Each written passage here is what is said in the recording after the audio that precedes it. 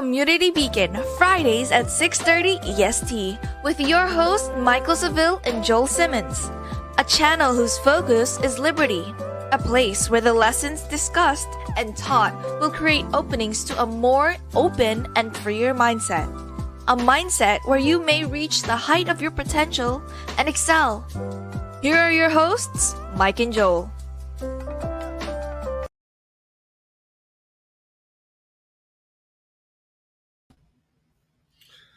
What's going on? What's going on, everybody? It's Mike and Joel Simmons once again for the Community Beacon, and we are glad to see you here.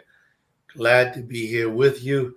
It is Friday, the 15th, and we are in the place to be, chilling with my homie, Michaeldseville, the real estate king, the business mogul, best bud. I mean, and I appreciate all the accolades, brother. I thought you were going to break out into a rhyme for a second. And the place to be with my homie, the one and only. Man, you took it to another level. I'm excited. I'm excited about today. I'm excited about the show. And more than the show, I'm grateful. I'm grateful to have each and every one on that tune in each and every Friday or even afterwards to check us out, guys. We really do appreciate it. You are our oxygen, you are our energy, and definitely a huge reason as to why we continuously come each and every Friday to do the Community Beacon. Brother, how are we doing today? How are we doing today? Exhausted.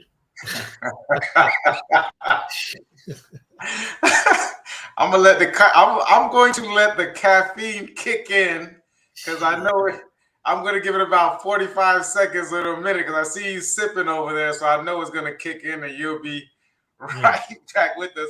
And I'm going to tell you what, guys, when he says it, that means that he's been working because this is a hard-working gentleman here. I've seen this guy work, 24 hours, 48 hours straight, and at a high level at that. So, man, if he says he's exhausted, he's exhausted. But I know he's still going to show up and show out for you guys on this show today. Let's get some of this housekeeping in before we jump into the topic of the day. Guys, Monday nights I am doing whatever it takes. It's been a while since I've missed a Monday. I don't know. I'm having fun with it. It's been very interesting. I love doing that show because not only does it force me to take a look at what's going on in the world in regards to business, but also to take a deeper dive into my own business to make it better. So when I am telling you these different things that about what's going on this show, trust and believe that these are things that I'm also implementing in my own business. I have made so many mistakes. I have learned so many lessons. However, through it all, through the blessing of God, I'm able to retain a lot of this different information and able to communicate it. So guys, if you're starting a business or you already have a business and you don't want this business to be a glorified job, please check in on Mondays. I will help to navigate you with some of the information I'm giving you throughout the process. I'm telling you, it's going to save you a lot of heartache. It's going to save you a lot of pain and energy, and you can actually grow a successful business that you may have an exit plan if you'd like, but at least you'd have it in your hip pocket because that's what we're doing this for. Right. I used to get offended when people say, "Oh, you grow your business to sell it. You grow your business to sell it," because we often hold these businesses so close to our breast, especially ones that we come up with and had this, had the vision for, and we put the energy and time into it. But I'm telling you, it's almost like in the housing market. You want to be able to at least have the option to sell and not take a loss on it. And the only way that you can do that is by thinking about the future, about what it is that you have going on. So I help with that. So check me out on Mondays at 9:00, what it takes, because it's going to take a lot. You want that $1 million business? I'll show you how to get there. Perfect. And guys, on Wednesdays, dropping at about 12:30 on Wednesdays through YouTube, LinkedIn, Facebook, all these other channels.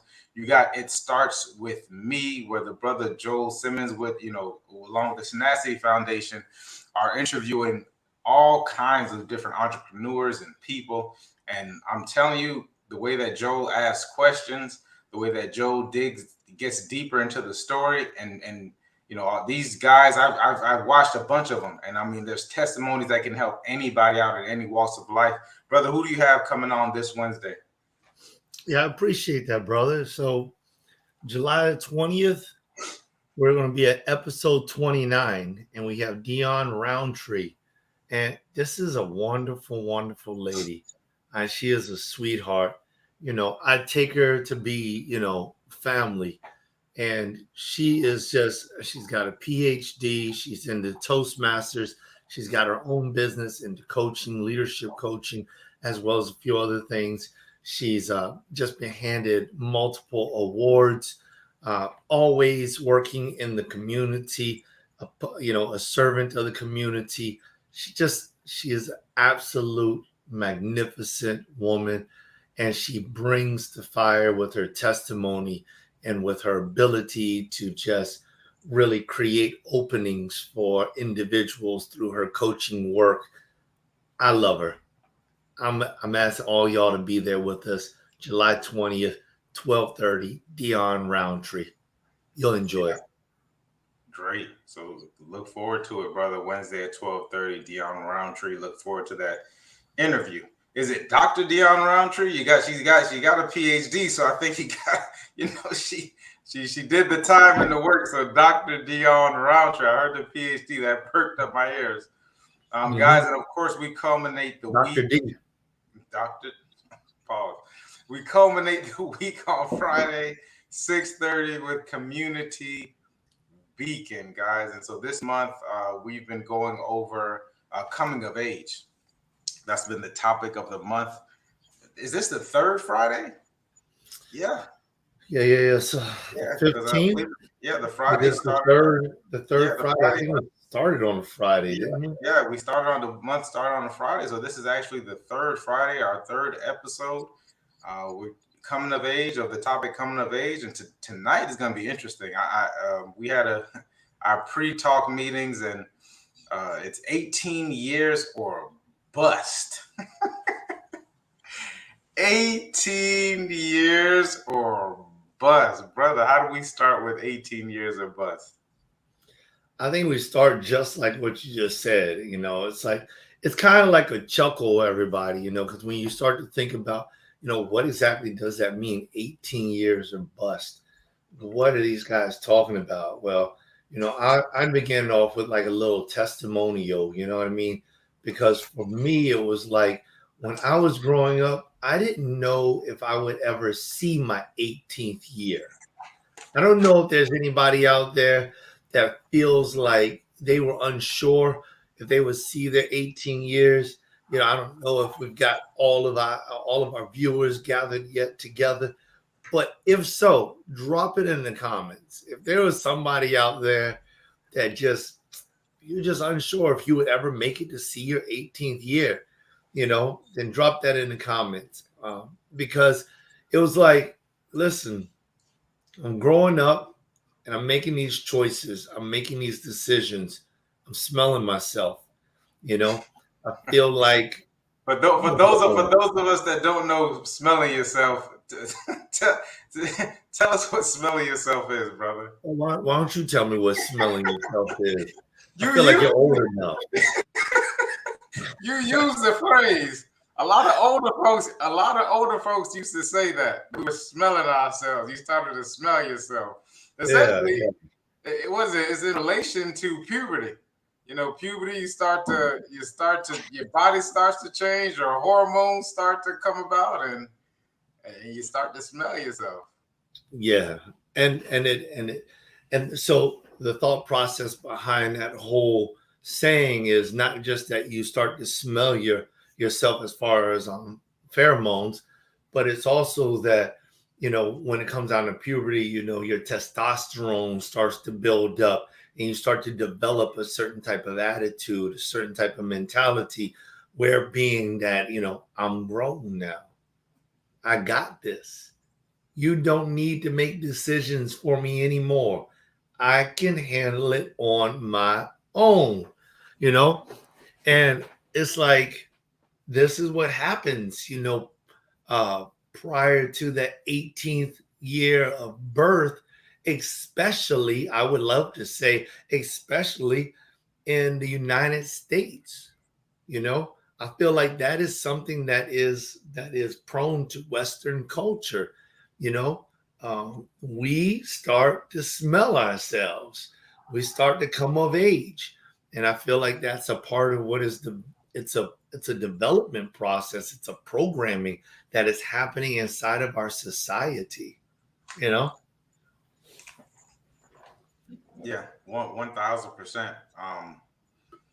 I was even, it was interesting. I was listening to Joe Rogan this morning, an older episode of Joe Rogan. He had a doctor on there. His name is Dr. Andrew Huberman, who's done extensive studies, especially in regards to testosterone and estrogen and different, these different chemicals that people are using. I mean, TRT is huge for males over the age of, I've heard they started using that at 25, which he was saying is ridiculous. So you really probably shouldn't be taking a look at it until you're at least, mid to late 40s. And even if you need it at that. However, you got a lot of people who are, attempting to they say 40 is the new 30, and, everyone's just attempting to find this certain fountain of youth. Long story short, one of the things that he spoke about was this testosterone and the hormones. And he said that what testosterone helps to do, or does, one of the things that it does is it makes you almost hardened towards life, and you start to gain pleasure from some of the harder things from challenges. So a lot of that can explain that, as prior to the age of 18, before you kind of get used to these different things that are happening in your body, this huge surge of hormones, of testosterone, especially for males and possibly even some females, and really nowadays, especially what they put in our foods, etc., that you start to get an overabundance of this testosterone, and it, not only is it changing your body, and you're going through this delicate time in and vulnerable time in your life, but it also, gears your mind to think that the more it makes you, which interesting thought or interesting study or interesting result that came from that study, is that it makes you believe, it makes you feel good during challenges. It releases these certain the stimuli that makes you feel good during challenges. So that could answer a lot of the question as to why, before prior to turning 18, or where we felt like 18 was this time to get out, especially get out of the house. Because I have a similar testimony to you. Like, I was at 16, 17. I was busting at the seams to get up out that, to get up under that dictatorship that Pauline Seville established in her house. My rules, my house, I pay the bills, I pay the, I got, well, you're doing all that, and I gotta go, right? So very, very similar testimony. I think a lot of, I think there's a certain amount of people who are similar, are having similar experiences, or at least back then had those similar experiences to, turning 18. Yeah. Well, and that's the thing about it, is like, it's like, what am I going to do? Who am I going to be? And for me, it was like, listen, I just want to make 18. I don't know if that's the way it was for many people out there, but I know for me, it was like, I just want to live to be 18. That's it. Whatever it takes for me to live to be 18, that's what I want to do. 18 years of age or bust. Like, I'm giving everything to be alive at 18. And that's exactly what I did. Man, I'm telling you, I fought for it. I fought for my life. And of course, this had a lot to do with my decision making, the types of decisions that I was making in those days. And I think that that's very important conversation to be speaking with your adolescents. You got children in the household and they're 17, 16, 15, 14, 13. Those teens are a very, very tough age, especially in Western culture, because I speak with people from around the world, and everybody is not dealing with the same type of thing with their youth at this age. But it's something that we are doing here in America that is causing people to feel this way, I suppose. And this is not based off of a study, it's based off of the circles that I keep, right?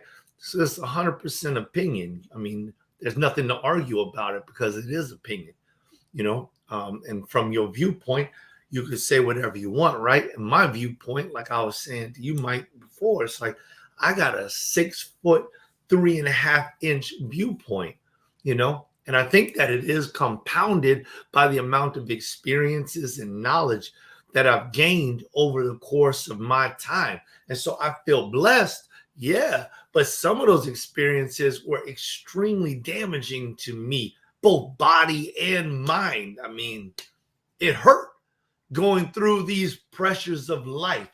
There's a song in the song, like the pressures of life got you.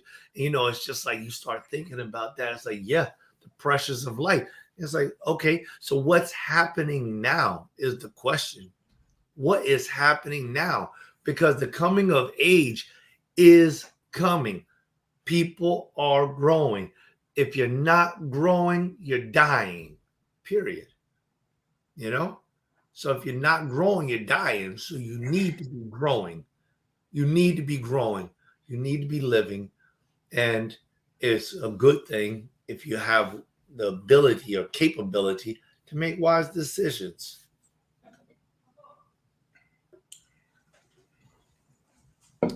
I definitely, so yeah, I mean, definitely in alignment with that. It does make sense to make the wise decisions. If we're talking, and you kind of alluded to, your view, vantage point, etc. Like I mean, I'm gonna agree with everything it is that you said, especially in regards to when it comes to this coming of age and what we're doing now. One of the things that I'm drawing from is like, okay, so what do we do now? We grew up in an era, between the 80s and 90s in our community, and uh, and it's continued until now. We're starting to see the results of a lot of what we've seen, where a lot of male figures were taken out of the household, and even a little bit prior to that, even when the males were in the household, we have, the Gen Xers, you guys were starting to see both parents out of the household because it was starting to take both parents in order to make a living. I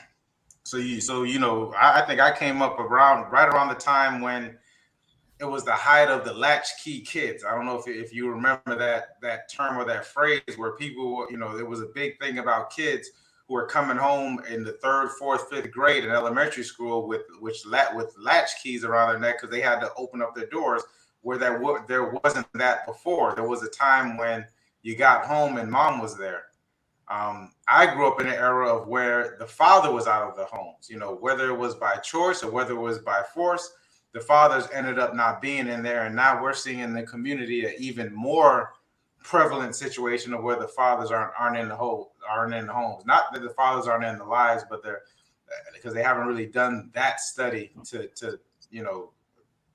I haven't seen that study, but I have seen that there's a huge population of single parent households, as well as a lot of people are having children at a lot younger age than before. I mean, young teens having kids. So we're starting to see the results of that. So you get to a point where, there's not a huge male influence in the household, which we've always discussed is a huge, males providing that structure. But then you also get to the point of where, Huh. You're getting to the point of kids raising kids. You know, you got a lot of kids raising kids, and if you don't have, you know, as a kid raising the kid, and I'm talking about the older kid, the kid who had the child, if you don't have these certain standards, etc., like now you grow up with believing that your kids are your friends. You know what I mean? Like your kids are your what is it, compatriots, so to speak. And that relationship is an interesting relationship because it almost is as if you can't say anything to your children. So the standards tend to change. So what do you think about that, brother? Well, first off, I'm a latchkey kid. You know, Gen X. Yep. Yeah, proud to be too. You know, nothing against y'all millennials because I got a lot of millennials that I'm friends with. You know, that young buck on the other end of the screen. You know, he's a millennial. But I love him. Love him. You know, but I mean, the thing is like, you know, when I was coming up, my mother wasn't home, like, and my dad wasn't in the home, you know, at all, you know. And so, like, for me, it was mom's working 3 jobs, you know, she's doing whatever it takes.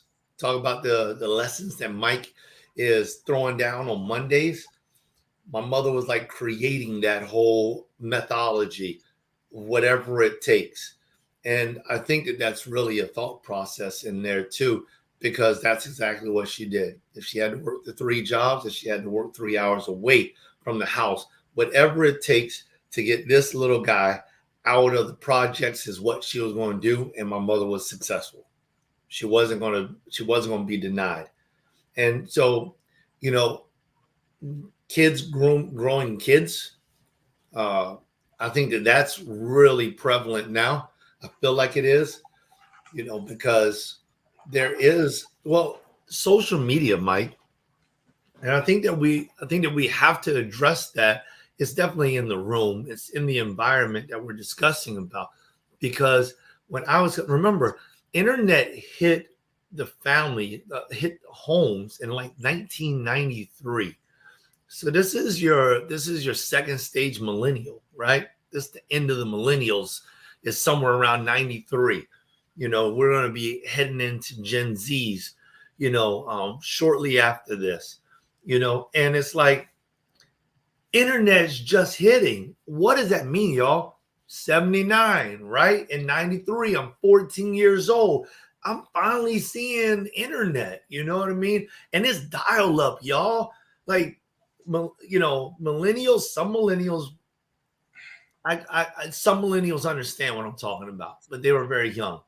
But Gen Zs have no clue what dial-up really was. You know, somebody got on a phone, you know, and all you heard, it's like, you know, and if you did anything, your mom or your dad was yelling at you, hey, I'm trying to use the computer here, you know, because you did something at telephone and you would slow down the computer. It's like this thing was snail pace. And we're like microwave generation nowadays. Everything should take 35 seconds. You know, 2 minutes and 35 seconds. I should push a button and it's supposed to work. And that's not the way life was. You know, if you wanted to get a document off the internet, it may take you 35 minutes. Forget about 2 minutes and 35 seconds. It may take you 35 minutes. You need to plan for this. No matter how convenient it seemed like it was, you need to plan for this. And everybody in the entire house needs to be ready for you. And not only that, but everybody, it was like in 93, it was a 1 computer household generation. You know, if you had a computer, you had 1, right? And so, but this isn't for everybody still, because this is a 6 foot, 3.5 viewpoint, you know, looking backwards into the circles that I came up in, you know, because my mother had made it to a point where we were, you know, middle class, quote unquote. It's like, well, what is middle class? That's a whole nother discussion. But there are people that were not middle class that were able to manage more than that, and they had the bandwidth, both literal and physically, to be able to handle the more. And so they grew up a little bit differently. And what I'm getting at, to bring this little piece so close, is that Gen Zs kind of grew up with a cell phone in their hand. They mastered social media.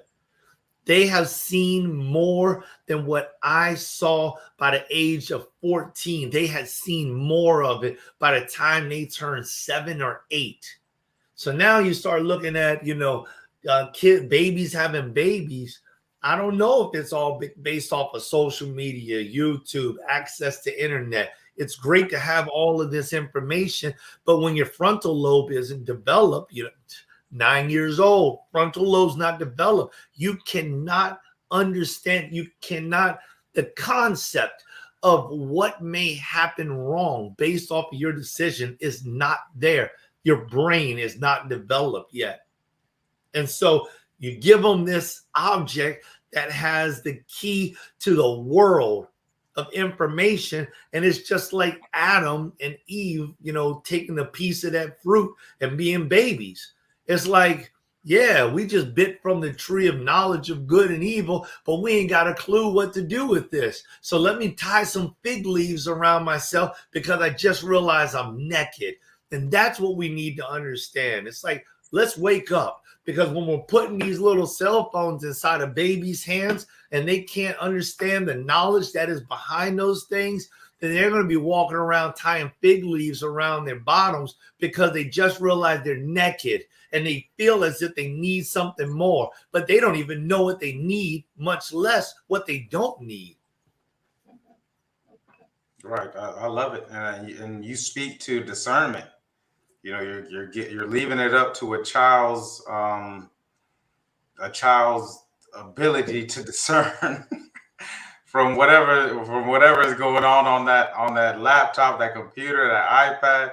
And I'm telling you, I've seen 1 and 1-year-olds that can move an iPad better than some people from the older generation that are 10 times their age. They know exactly where to go, how to get to YouTube, and how to click the right buttons and get to the characters that they want.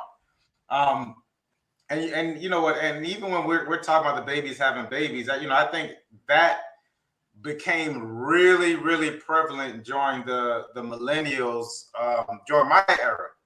I started to see young people having children in the 8th grade, in the 9th, become fathers in the 9th grade, mothers in the 9th grade, 8th, 9th grade, high school. I believe in even one high school, they had a daycare center so that the people could come to school and have their children there while they were attending class and then going out.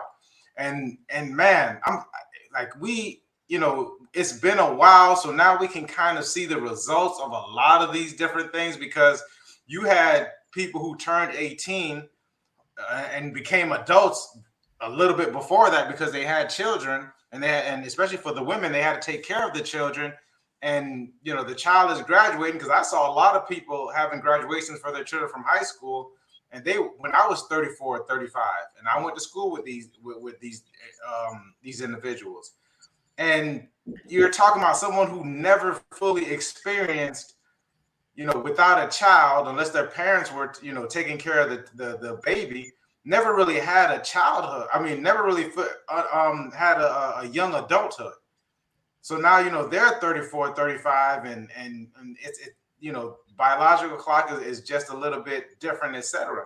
And just getting back to the 18 years or bust, and I know we were talking about a little bit about our testimonies, and yours is just a little bit different from mine's, because I think at that age, just watching my mother and her hustle, etc., and how much she worked, etc., like I just knew that I would, I just knew I was going to be a millionaire at 18. Like there was like no question. I was already picking out, the cars I would drive by the time I was 26, and I started to put that, owning a house, etc. And that's why I kind of got ahead on life, because I did end up doing a lot of these things earlier, buying, brand new cars at an early age, buying, my home, before I turned the age of 21, etc.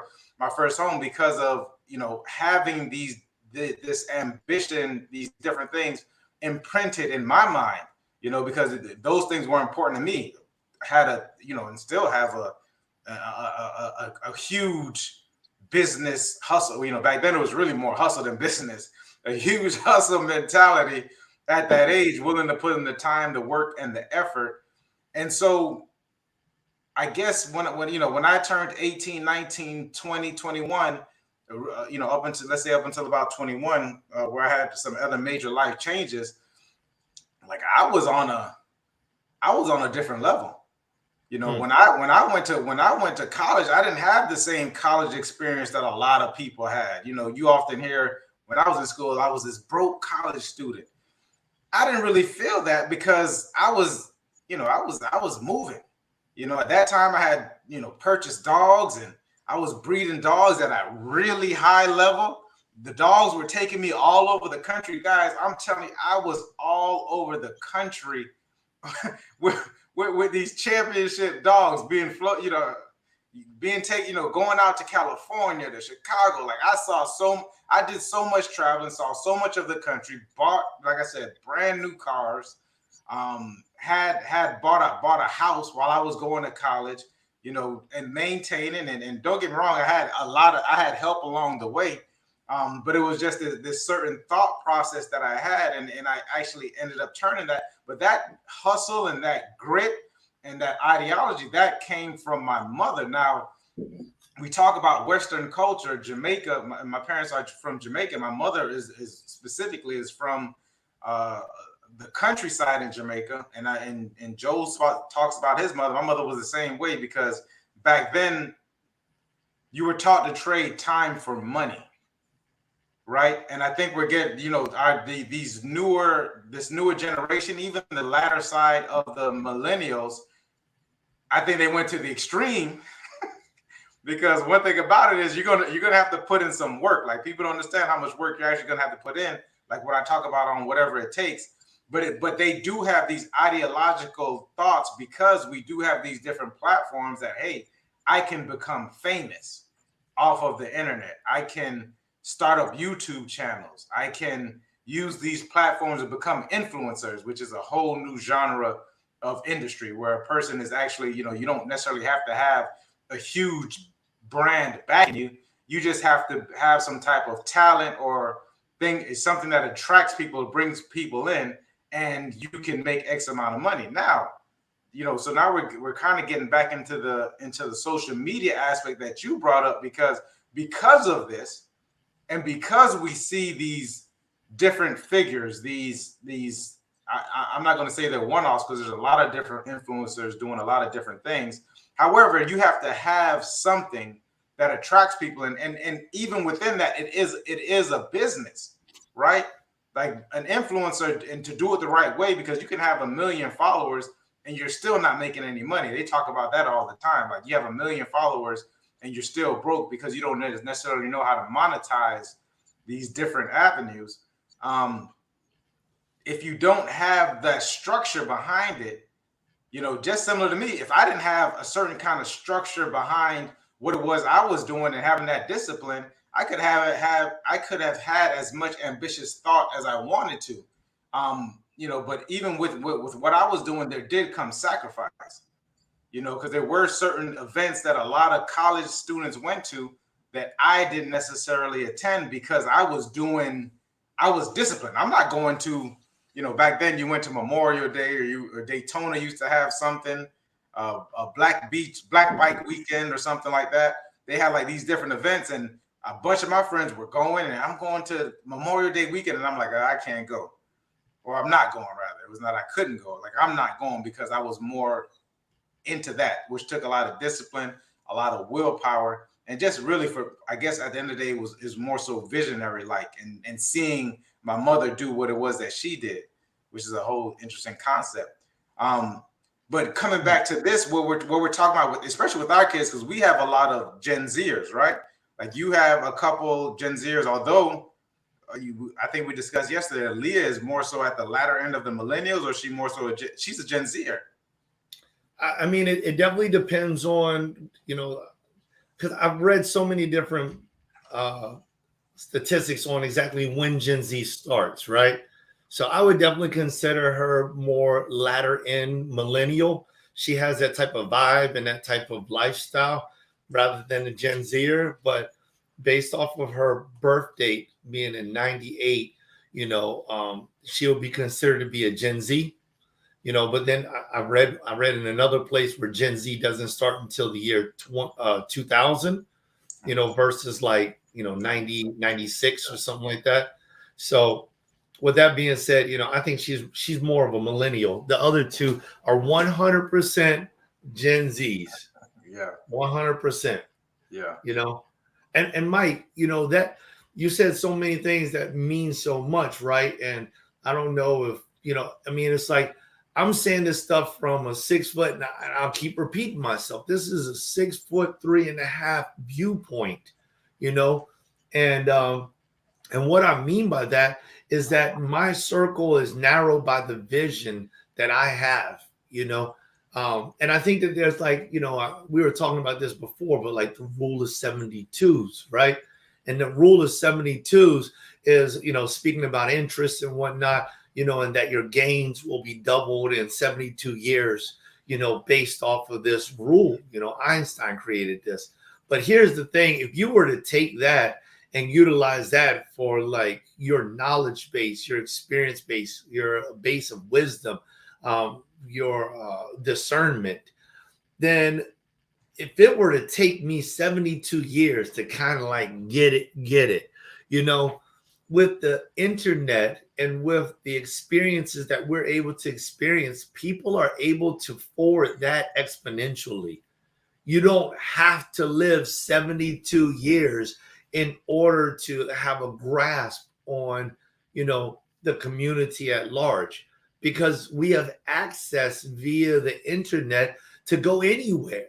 The places that I could not get to before when I was a kid, I can get to them now virtually. I can speak with somebody like I do weekly, from South Africa, or from the Mediterranean, or from the Middle East. I can speak with them, and it's not a hard thing, because I do speak with people like that, week to week. And that is only because of the internet. And so my mindset has opened up. So while I was coming up, and I think that this was pretty neat how, Mike, you were saying that you had the aspirations to, to hustle. I had the aspiration just to live. Like that was my main focus, was I wanted to be able to be alive tomorrow. That was it. So my eyesight was so narrow that there was no building blocks for me to like build into a better individual. It was strictly survival. That was it. Survival of the fit, only the strong survive. That was my mindset. And it wasn't until I actually survived being 18. I made it to 18. And I was like, that's what I'm talking about, baby. I got this, But then there was this fear that I wouldn't make it to be 21.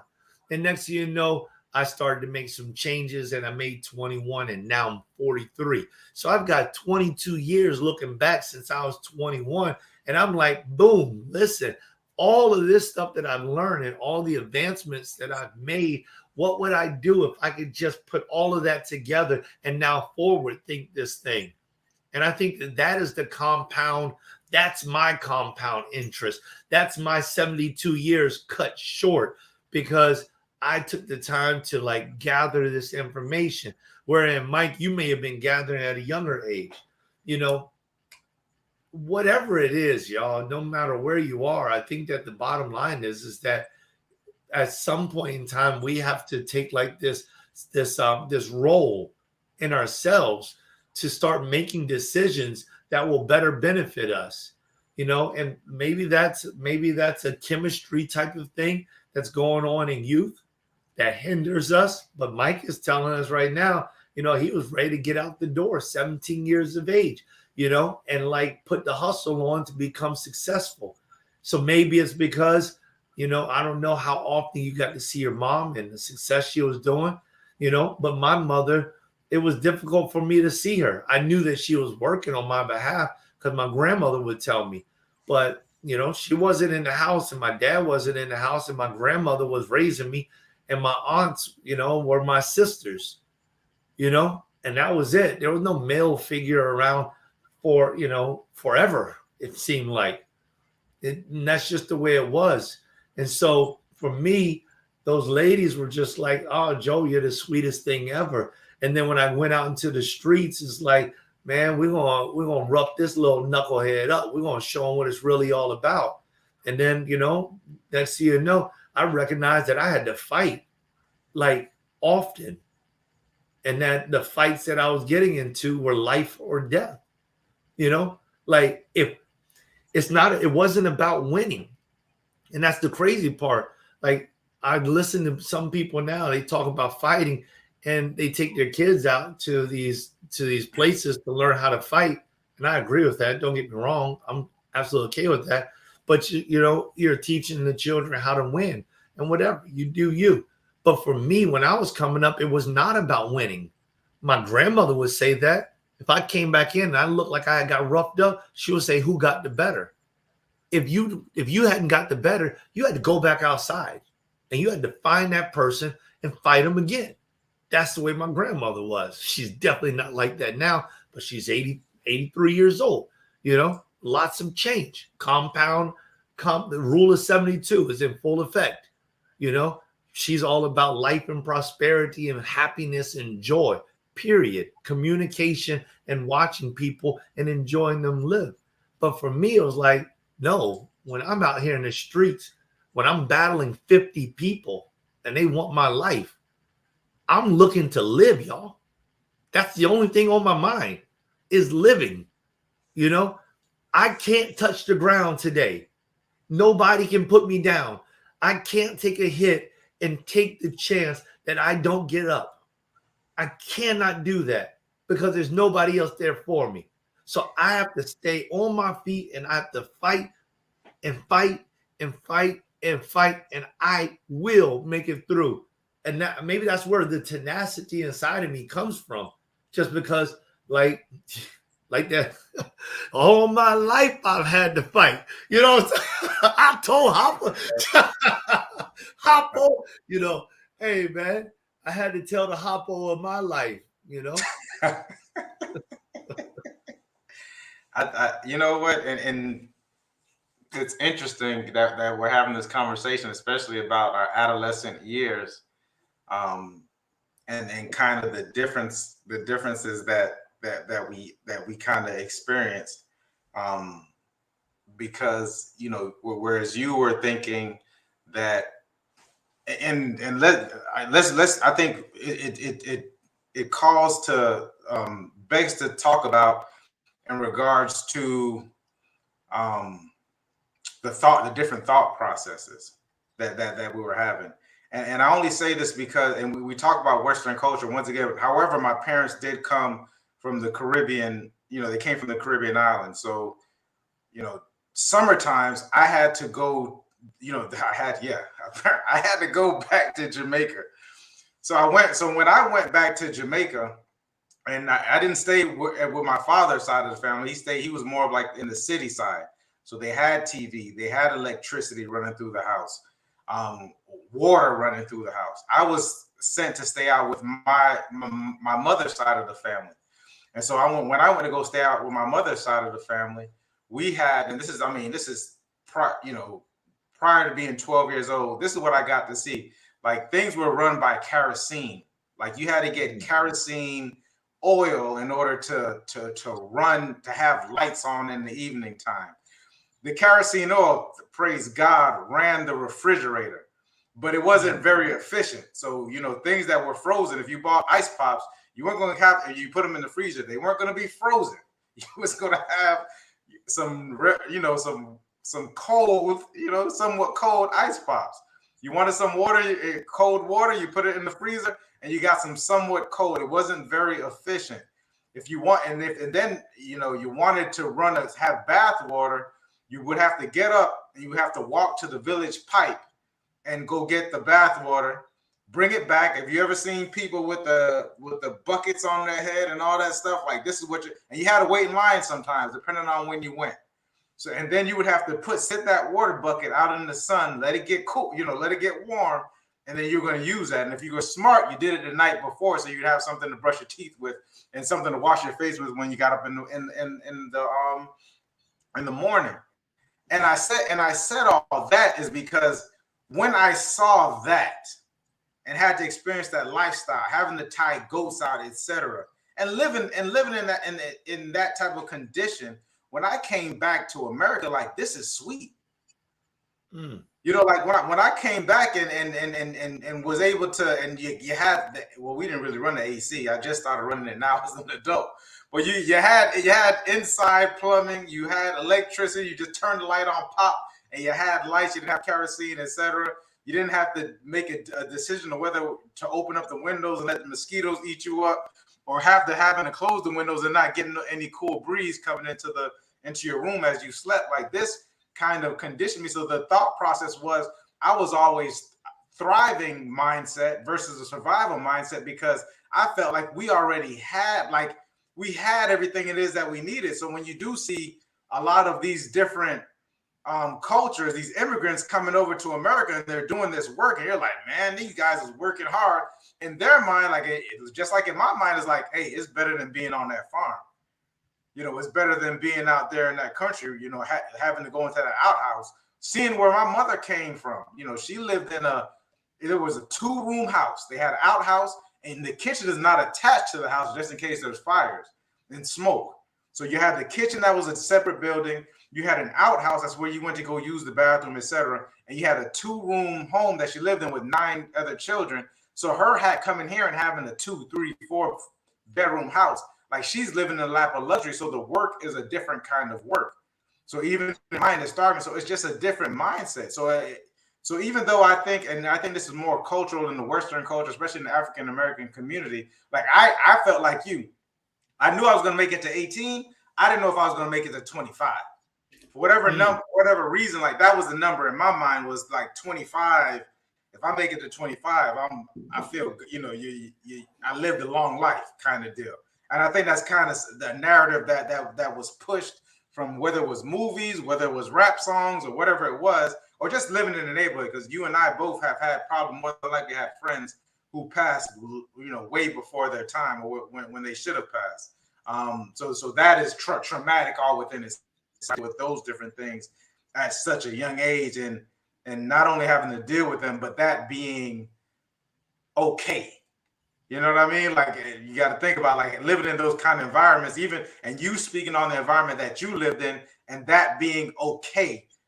And then, then coming and and dealing with a lifestyle, living life as we live it, and more than likely without any kind of mental health, right? Or mental health, because that wasn't cool back in the day to go see somebody. It was more so about, you just had to kind of take it on the chin. And I say all that to say this, is that now we're at a place, and we're in our children's lives, and we still work hard and we do the best that we can. I definitely think the Gen Z, the newer generation, is a little more empathetic to our different plights. Like there's a more sensitive way of life going on. You do have the, everyone should get a trophy kind of lifestyle and mentality. Everyone, everyone's feelings count and emotions count, which they do 1000%. But I also think that we're getting back to a lifestyle, because I know me and I know you and I know other brothers who are starting to be more in their children's lives. And that was as a result of some of the things that we went through at 18, and not necessarily having father figures or I guess positive real male role models in our life. Like we kind of took our generations kind of took that to heart, saying, well, you know what, we're going to be in our children's lives. And because of that, we are, especially in the African American community, it's been documented that we are the most involved in our children's lives as fathers. But it gets to thinking about the different standards I brought up on, especially just opposed to the different types of mentalities, from a thriving mentality to a survival mentality, where you felt as if you had to go out and had to fight to survive. And so at 18, 19 years old, that thought process coming out of as far as what you can achieve and where you'll end up being is going to be different from a thriving mentality, where it's like, I'm gonna make $1 million because I just think it's something that I should be doing. You know what I mean? Yeah, for sure, man. I definitely agree with that. And as far as it goes through community and culture, then that's a huge thing, right? The communities that we grew up in do make a difference. And like I was telling you about a great buddy of mine, and he was mentioning on one occasion, kind of funnily, he didn't even know what a black person was. And like I'm sitting there listening to this conversation with him, sitting down, and he's like, "Listen, man, I just, we ended up communicating and contacting each other after some time. And I'm sitting down having breakfast with this dude, and he's just like loving up on me, just it's like, hey, man, and I'm doing the same thing. I can't believe we're able to sit here and have this conversation. Man, I miss you, man, type of thing. And then he starts to tell me about some of his history. And he tells me, Mike, he's like, listen, there's only 2 churches in my neighborhood. When I was growing up, there was only 2 churches. And those 2 churches, one of them was the Roman Catholics. The other one was the synagogue. And everybody in the neighborhood went to one or the other, period. There was nothing else. There wasn't any Baptist. There was no Episcopalian. There was no apostolic. There was no non-denominational. There was nothing else. Either you were Jewish or you were Roman Catholic, and you had to be one, period. Everybody in that neighborhood went to the same school. Everybody in that neighborhood was white. Everybody in that neighborhood was what I considered to be rich, at least a millionaire. I don't even consider a millionaire to be rich nowadays. You got $1 million, good job, man. You made it through. You busted through the glass ceiling. That's what you did. You did good. You've done well. But that ain't rich. You can't live off $1 million. It ain't going to happen unless you're smart enough to invest it, And so what does that mean at that point in time when I'm talking with him? He's like, listen, man, everybody in my neighborhood was white. Every friend that I had was white. Everyone that was in the church was white. Everybody I went to school with was white. I didn't even realize, he's telling me as a kid, he didn't even realize that there was a black person. He didn't even understand, like conceptually. And, it's like, what do you mean? You never even saw a black person on TV? And he's like, I don't know. But just my concept of life was everyone was white. When he finally got to school where there was actually somebody who was actually black, he was surprised. It was like, what on earth? What do you do about this? And I just thought that was kind of crazy, because it's like the culture of people does make a difference in how we grow up. And he was telling me that he was one of those that were like the less fortunate, like his dad made money, but they were only like, they only made like $1 million or something like that. And they're sitting inside of this huge house and they think they got everything, but they're looked down on by people that have $10 million. They're looked down on by people who have $100 million in that neighborhood. They're in the smallest house of the neighborhood, and they're not considered to be, they're considered to be the poor folk. And it's like, what? How do I conceptualize that when I'm growing up in, is a 5-story apartment in Gum Springs apartment, 5 stories with a basement, and dangerous things happen down there in that basement. When you looked out your window at certain times of the day, there's no telling what you may see happening outside of your window. That's the way I'm growing up. And you're mean to tell me that your dad's pulling in $1 million, 500,000 to $1.5 million a year, and you are considered to be poor? That ain't poor to me, but it sure enough was poor to him. And everybody treated him like he was poor. And everybody treated him like he didn't belong. And that's just like, oh, man. And so 18 years of bust, what does that mean to you? That's what it comes down to. I got this 6'3.5" viewpoint of the earth and of the world and of what I can see. And it's very narrow. And Mike, yours was much larger than mine because you at least got into the dog shows and everything else and dog breeding. And you're like flying all over the place. And you're seeing how they are doing in California and how they're doing over here. And I'm still stuck in this little small community thinking airplanes. Who can afford to get on an airplane? $150. I'll never forget. I was listening to, oh, come on, help me out with this. I don't know why I can't remember his name right now. Family Feud. Steve Harvey. Steve Harvey. And Steve Harvey says this. He says, why can't you? This is not just about getting on a plane. He's like, every time you walk past the first class, you having your mindset, I can't afford this. I can't afford this. And he's like, well, why not? He said, I tell you what, buy first class one time. And when they bring you the hors d'oeuvres and they give you the wine and you're in this big seat and you lay back and, and he just starts to describe first class and you're like sitting on the edge of your seat. Like, I just want to get on the plane just so that I can ride first class. I just want to do that. He said, after you do that one time, and then you're going to start thinking about, why would you ever go back and to ride in the standard seats again where you are crunched up and people are overlapping your seat with their elbow and your chest. And they, why would you ever do that? And at that point in time, you start to say, how can I do this instead of why I can't do this? And that little bit of a change in mindset changes the way that the viewpoint of the world for an individual. And it's like, when we're coming up, we have a viewpoint. It's been programmed into us. And according to all these different generations, we have different programming, right?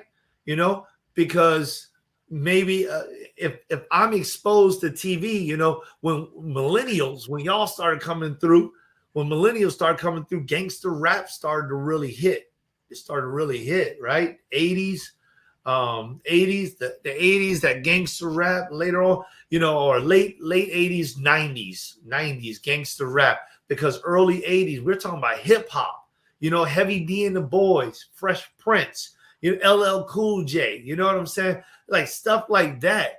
And then all of a sudden you turn around the 90s and you got like Bone Thugs and Harmony that's just like, that's killing it. You got Wu-Tang Clan that's killing it. And the Wu-Tang Clan, if you ever watched the episode about how they grew up, they started talking about why they actually sold non-pharmaceutical uplifters. And they talked about because their mother could not afford to live. And they would take that roll of money and they put it in their mother's hand and say, pay the bills. It was a different mindset. It wasn't like some of those people that just go out there because it's cool. It's cool to sell. No, it ain't cool to sell. They were doing it because they were trying to eat. There was no food in the refrigerator. And so, I'm kind of rambling, I feel like, but, community and culture makes a huge difference on our perspective of what it feels like or the necessity to make it to 18 years of age. Yeah, and I agree. One of the things that really stuck out to me and that you mentioned, especially you got to talking about Steve Harvey and the first class and et cetera. And what I got in difference was exposure, right? Exposure. And I mean, in real life exposure, and not only exposure, because these kids are being exposed to different things, but they're not having the experience. Because along with it's not enough to just be exposed to it, because like you said, we can turn on the TV or we can open up and any social media app and we can be exposed to different things, but you have to have the experience into it. Let's just to make a clear picture. It's like I can show you a push-up and you could do a push-up, right? Me just showing you a push-up is not going to make you an effective person doing push-ups. It's just going to say, wow, this is a push-up. Okay, so so that's a push-up, and you're looking at it and you're seeing it. It's not until you do the push-up that you gain this experience. So the exposure to the knowledge, it doesn't turn it into wisdom. You actually have to have those different experiences. So where at the age of 18, I still had a mother that, just like your mother, she worked countless jobs. Me having to take care of my brother as a baby and staying home from school to take care of my brother because there's nobody to take care of my brother, and because she has to go to work. That kind, this is she's working 12, 14, 15 hours, sometimes overnight shifts, etc.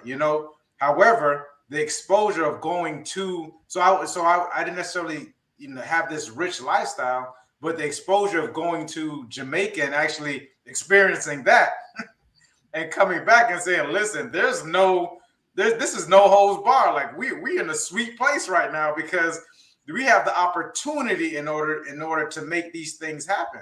So I think one of the things that we have to do with our children and even leading up to this 18, because it makes such a difference. And it kind of speaks. The guy, Andrew Huberman, also spoke about this. Guy is a huge neuroscientist. He talks about why, as we become adults, we're more or less inclined to do and try different things. And it's because of, as humans, we're built to get all this information early.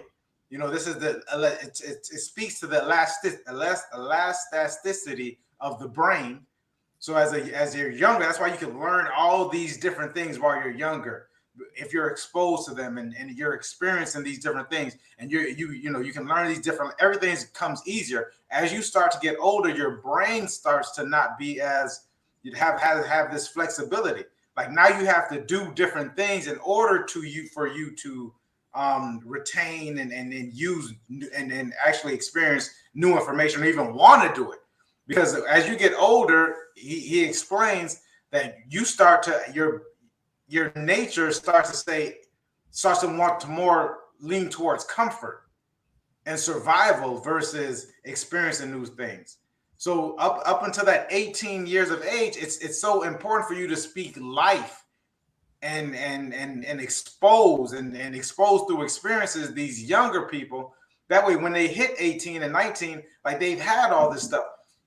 A lot of people ask me, like how are you, like why do you do certain things, or why do you try different things, etc. It's because my entire life since I was 18, having experienced these different things at 12, 13, 14, when I hit 18 to 21, and like I was just out here experiencing different things, right? And you start to build up a higher tolerance for risk. Right? Because as we start to get older, we start to accumulate these different things or not, or we get this job and we don't want to lose this job. So the risk of having this job, etc. As you get older, you start to have, my family, I got this family I need to take care of. So your risk tolerance is in there. Although a lot of this risk is more so illusion than not. That's a whole different show. But in your mind, in your primal mind, it's a risk to do these different things. It's getting out of your comfort zone. So the longer that we wait and we stay to get out of our comfort zone, the harder it is to do it. It's just you just get stuck in this endless loop. I think I brought it up the other day. Like 46% of our daily activities and thoughts are repetitive. they're subconscious. They're just automatically happening, right? So we have over 60,000 thoughts a day. So 46% of these thoughts, almost half of all of our thoughts, are just our minds and our bodies just going through the motions of what a loop, so to speak. And I would sense to believe that it's even more than that, right?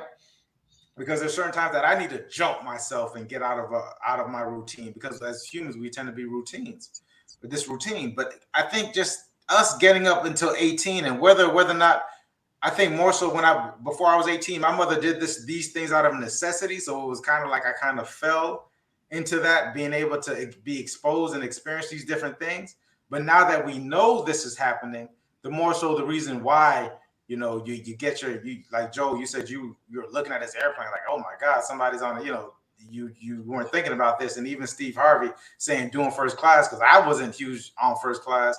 And then finally, when I did first class and or business class, the experience is a lot different. The people that you meet that you're exposed to and you get to experience is a lot different. I've done several deals being at the front of the plane. I've met several people who have led to different opportunities from being at the front of the plane.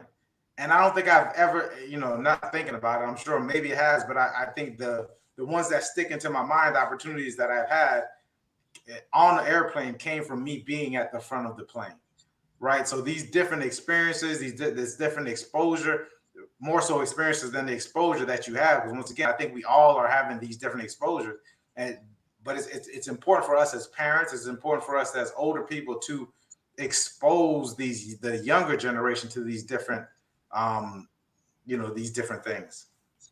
Yeah, 100%, man. I think, and that's powerful, that this whole thing of exposure versus experience,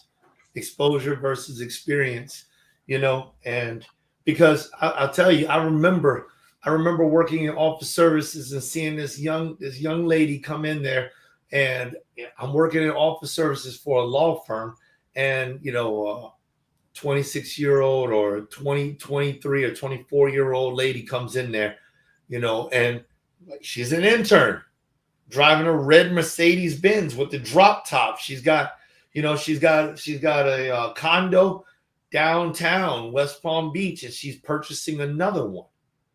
And when I walk by her office, the books are stacked like this.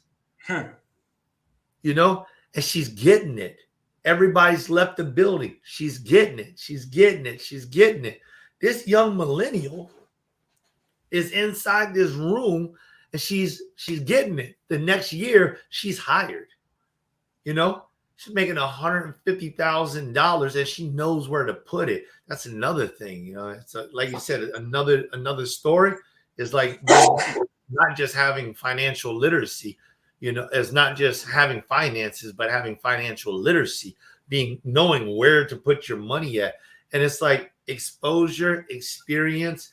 These are things that are very key. And maybe as adults, as families, as fathers, as parents, we don't know all these different things, but that risk that you were just talking about is imperative that we begin to take some of these risks in order to provide a better future for our children. They're going through something in between those ages. They're from that preteen to that 18, 19. They're going through this era where what you input now is probably going to define the next decade of their life. And you got to be inputting the right things. Positivity, yes. You got to put it in there. Mindset, you need to be shifting their mindset to I can do anything. I can be anything with the appropriate amount of work and the appropriate amount of education and the appropriate amount of risk. I can do anything that I desire to do. I just got to know that I have to be willing enough to learn it. I have to have enough will, enough determination, enough discipline to stick with it. And I have to be encouraged to know that if I stick with it long enough, it will eventually bend in my favor, fold in my favor, turn in my favor, because now we're talking about this is the average of large numbers, right? The law of large numbers and the law of averages. If I do something enough times, if I do it one time and I fail, it does it, okay, that it's easy. It's a 50-50 shot. If I do it one time, I got a 50% chance. My average is 50-50. There's a good chance, my percentage that I will fail. But if I do it 101 times, the law of large numbers means that I have a greater opportunity of succeeding. My average now changes. If I do it 201, 1,001 times, I'm guaranteed to be successful. It's a guarantee. I will absolutely master this. I don't know if anybody else has ever watched the Lego movie. Have you seen that, Mike? There's a couple of them, right? I've seen a couple of them. Yeah, well, the one that's quote unquote the Lego movie, it's about this young man named Emmett, and he's the regular, ordinary guy. Okay, yeah, I've seen it. Nobody knows him because he's just an ordinary guy. Well, in the middle of this, that whole story really lends to our conversation, but not even talking about him. There's this one part where they're infiltrating Mr. Big's office, and they're going in there, and they have to hit a button on this gate to open up this gate. And Batman shows up with a batarang, and he throws it, and he misses the button. So he throws it again and misses. He throws it again and misses. And everybody's like, Batman's missing? So Batman takes out the arsenal, backs up, and just starts throwing so many of them.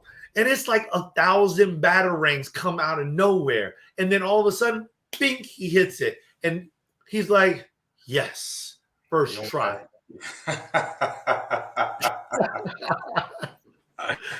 First try. And that's the mindset that we should have. It's 99 times I miss. But when I did it right, I got it on my first try. I'm going to get this thing. It's mine for the getting. All the rest of the times, they were practice. They were warm up. They were getting me ready for what I'm doing right now. But now that I got it, homie, I got it. I love it. Where do they get this from? Right? I'm listening to it, and they get it, directly. And this is why, it goes back to a lot of healing the wounds. And I want to get to speaking about that rule of 72, because one of the things that you spoke about in the rule of 72 is being able to compound the different wisdom and experiences, etc. And you can't start doing that until you start living, right? And survive, and being in survival mode is not living, because from the you get some experience. I don't, that's going to be worth something later on. But to get out of it it takes a lot more. But that first try, like someone said, you only got to get rich once. You know what I mean? Or you only got to have one. You have one great ideal, and we have plenty, but that we don't execute.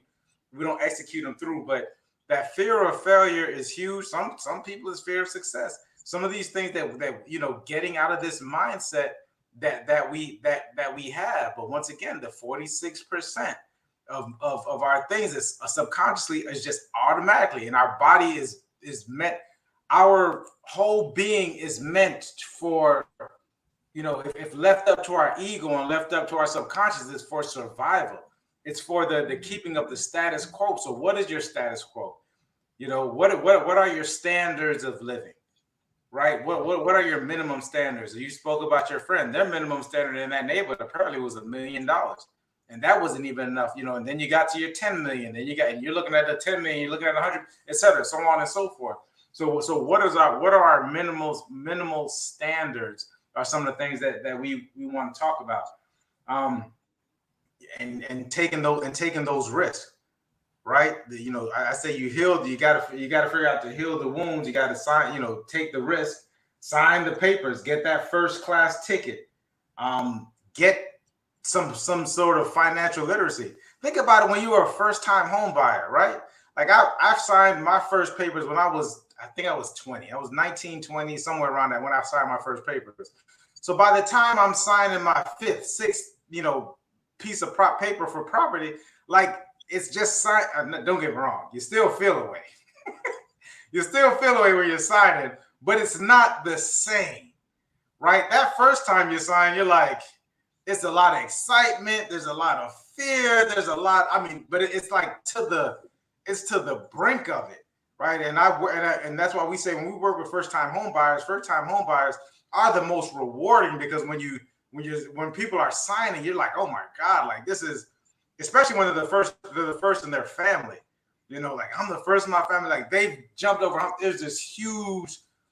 There's something big about it. It's very rewarding. Whereas an investor is like, yeah, just sign those papers in the mail. Can't you just do it over?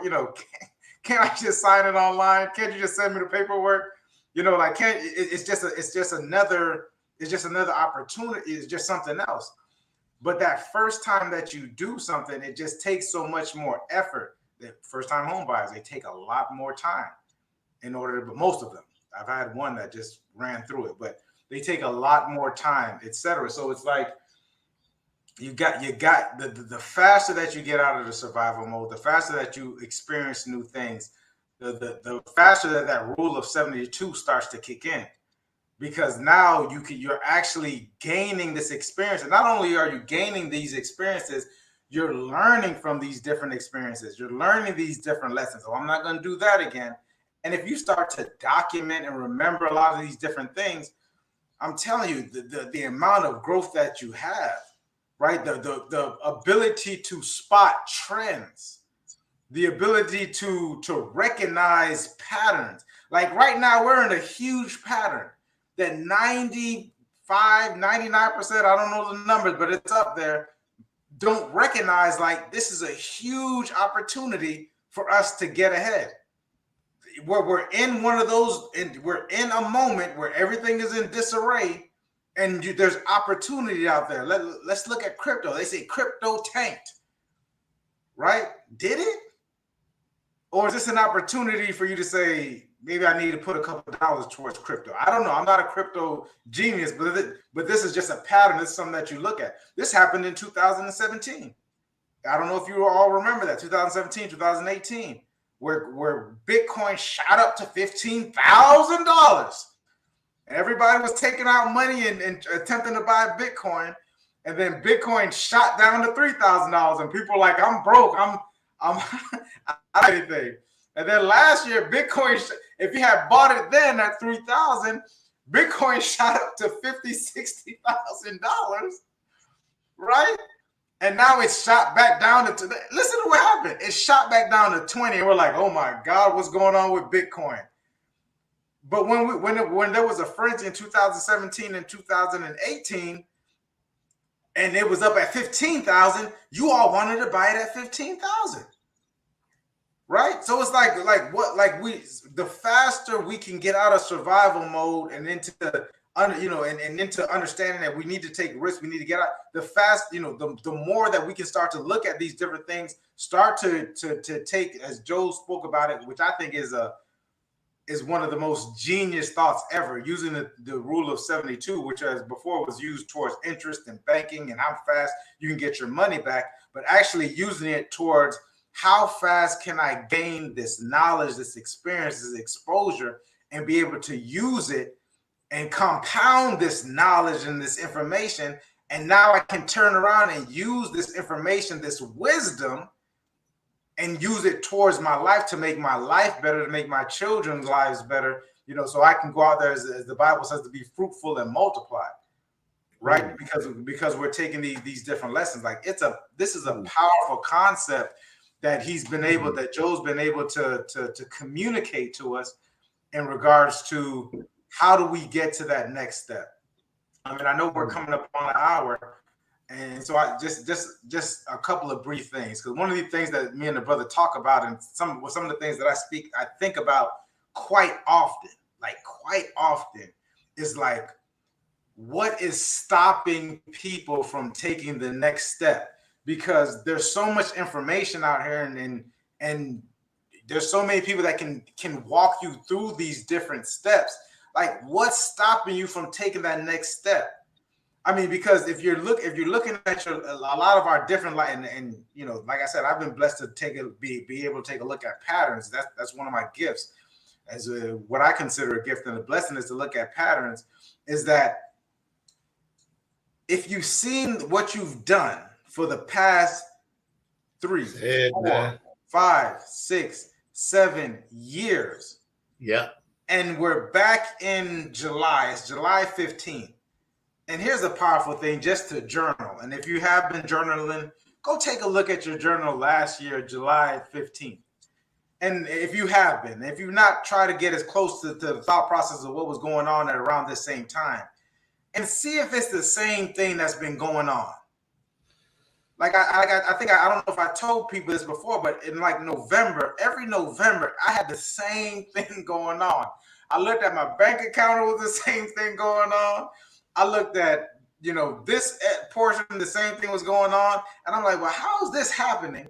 I'm working more. I know I made more money. I made more money this year. I had more activity this year. I gained more knowledge this year. But here I am in November, and it's a similar situation that's happening, right? So when you're able to check that out and take stock of it, you're like, okay, so there's something going on. There's some people call it your financial thermostat. You know, it's set for a certain degree, and a lot of this is a lot of inner work that has to happen. Like, there's a lot of inner work that has to be done, because you can't say, Mike, you can't come to me. I'm in real estate. You guys know I'm in real estate, and say, Mike, I want to go buy a house, and you told me that 4 years ago, and now here we are 4 years later, and you're still saying, I'm going to buy that house. Whereas I've seen people who have been extra resourceful and didn't have a dollar to their name. I'm not going to say I didn't have a dollar to my name, but at the age of 19, 20, I wasn't rolling around in thousands of dollars, but I was able to get a house because I was resourceful. I set a goal and I knew what it was that I needed, that I needed to happen and to make it happen. What kind of things are happening in your life that aren't working for you, that are turning into what do we call them? Curses, generational curses. What things are happening that are generational curses that we can, in turn, that we need to heal and start to make the next step to move on from? Because guess what? This could happen to, this is the same. If you don't do it, if it's not you, then who? That's, whoever said that's the statement. But if it's not you, then who? Because your children, a lot of us, our children are becoming this 18 years or bust, are falling into these same steps, right? So we need to, so I look at this often. We need to really take a look at what's going on with our thermostat. Think about the people that we're hanging around with. Think about the people that we can hang around with, or that we may possibly need to pay to be involved with, and start to get out of the same over and over situation, if that makes sense. So those are just my thoughts from tonight, especially within this 18 years of bust, because we can't continue having the same, some of the things that are happening, guys. Yeah, I 100% agree with that, man. I'm thinking about an interview that I did with a gentleman by the name of Casey Ojendu. I believe that's how he pronounced his last name. But he's from Nigeria, and he's now in Texas, and he's doing an excellent job. But in thinking about our current situation, our current circumstances, and looking back on the previous year, 2 years, 3 years, 7 years, 10 years, or for me, a major look back on the last 20 years of my life was one of the things that I did, and I rehearsed inside of my mind. And I began to think the same things, like what Mike is saying. It's like, what have I done? Because I make this much more in money. I've taken these many more classes. I understand this much more of life. I understand this much more of raising my children. All these things have grown, you know, but I still find inside of me, you know, when I was looking back a couple years ago when this process went through my mind, I was looking back and I was like, why have I not been able to break that ceiling? How come I can't get through the ceiling? Like, I've done all these things, and you know, people will laud you for your successes, you know, but inside of you, you know what's going on inside of you to your own viewpoint, your own vantage point. And people will look at me and say, hey man, look what you've done. And you know, I did have to take a real good look and see exactly where I'd come from, you know, like a little trailer with a 2-bedroom trailer to the house that I'm now living in, you know, where everyone can have their own bedroom, you know, and that's a huge thing. And when I started to think about KC, KC lived in, I think it was Nigeria, and he had a little 10 by 10 room, metal walls. And his room led to another room before you can even exit out of the building. And that room was their home. And 20 people lived in there. And they had a closet, which was a stack of 20 plastic bags. And every bag had the clothes of the individual. And they slept foot to head. And that's how it was.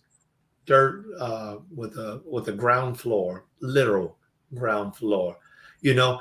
And this man is now a successful man who's working inside of Texas. He's doing some great things. You'd have to look at the episode to see exactly what he's working on right now. Somewhere in the It Starts With Me collection. But it's like, how did he get out of that? And it's quite simple looking backwards. He got out of his circle. He got out of his box. He got out of that. I don't even know if I won't dare call it a comfort zone. But what we have to do, you know, and this is something that we need to be passing on to our children, you know, is get out of your comfort zone. You know, right now, the thing with this is arguable, but with Gen Zs, Gen Zs right now Microsoft did a study, and they found that Gen Z is redefining the idea of work and hustle in and outside the office. They are moving in such a way that 48%, almost 62% of Gen Z have stated that they are either going to start their own business or they are currently running their own business. This is huge. You know, you talk about Gary Vaynerchuk, who is ahead of his time, and he's like preaching, you know, he's preaching, be kind to your employees. And there's CEOs out there who are like, yeah, man, you know, yeah, right. My employees need to give me X, Y, Z, you know, and it is what it is. I'm paying them. But Gen Zs, they're like waking up, you know, according to this poll, whether they're waking up and they're saying my value is greater, or whether they just are evaluating their own life, you know, and they feel as if it is greater. Anna, what's the young lady's name that we just finished recording? She moved out to Japan.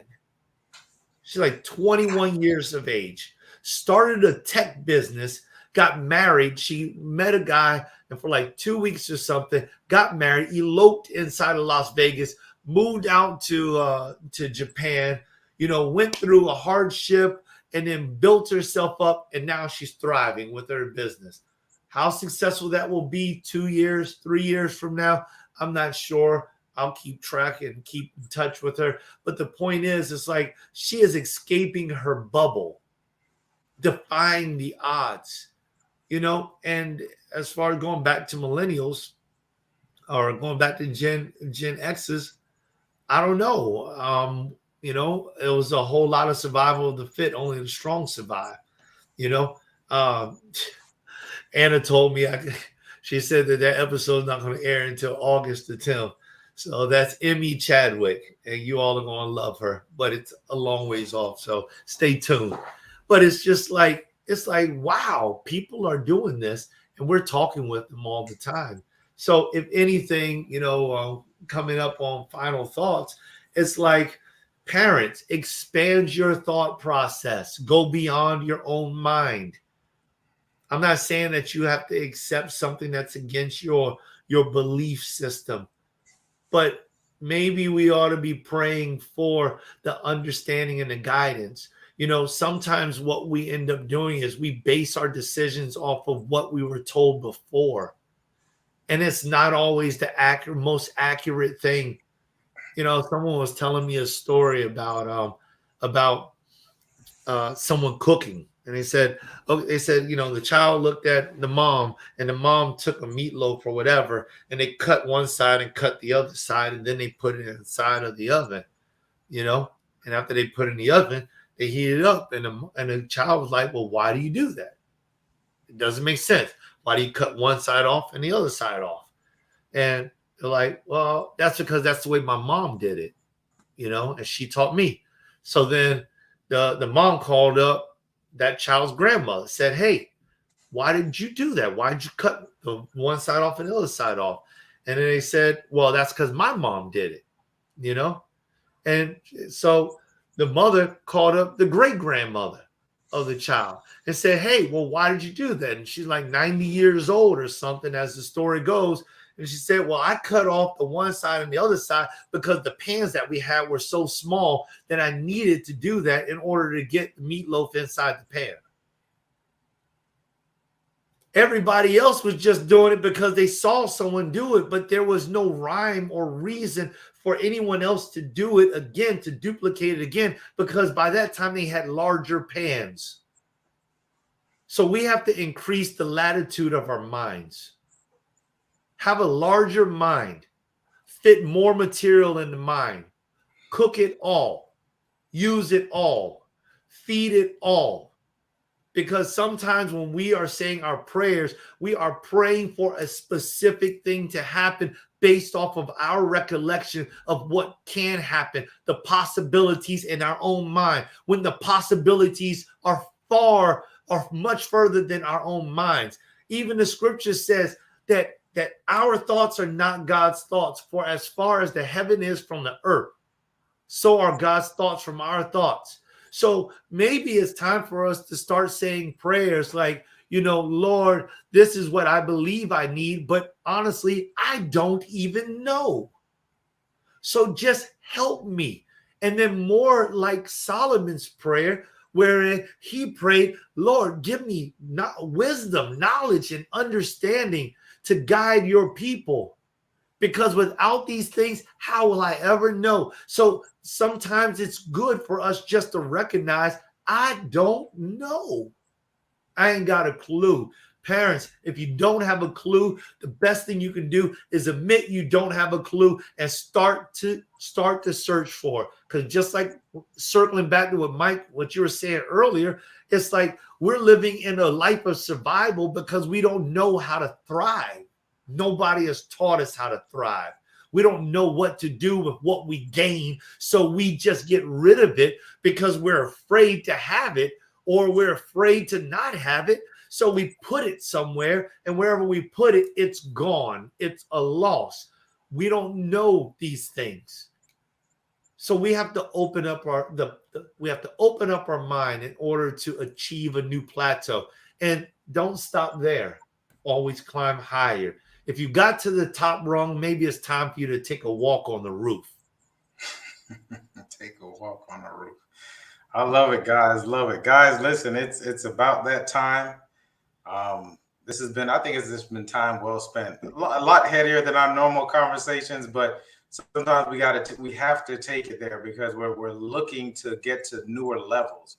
We got to push ourselves to newer levels. I think that's essentially what this conversation came from, because that 18 years or bust, with a lot more guidance that we could have had from and then our parents only knew what they knew, right? I mean, you only know what you know, but now we know. So it's better for us to be able to give our kids a lot more of that guidance, a lot more of that exposure, a lot more of that experience, so that they can start that rule of 72 ready to go.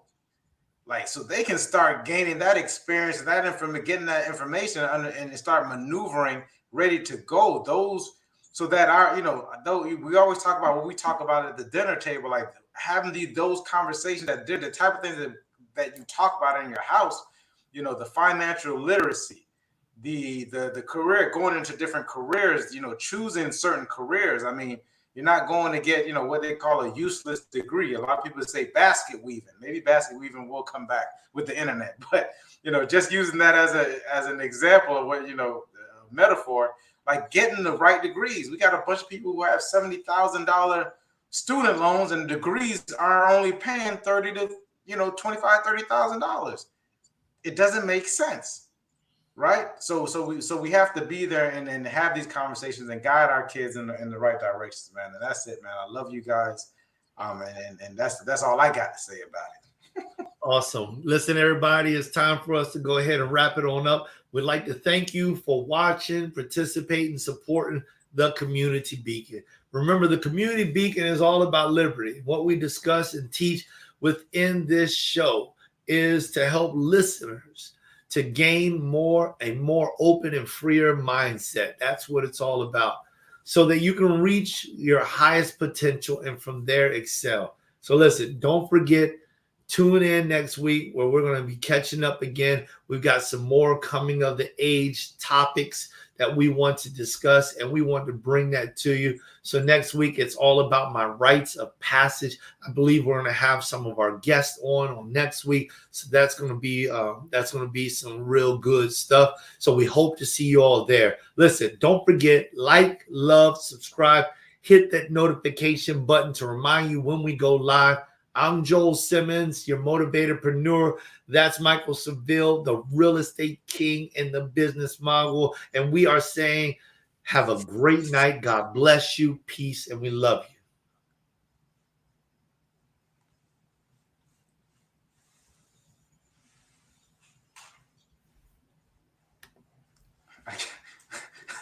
you.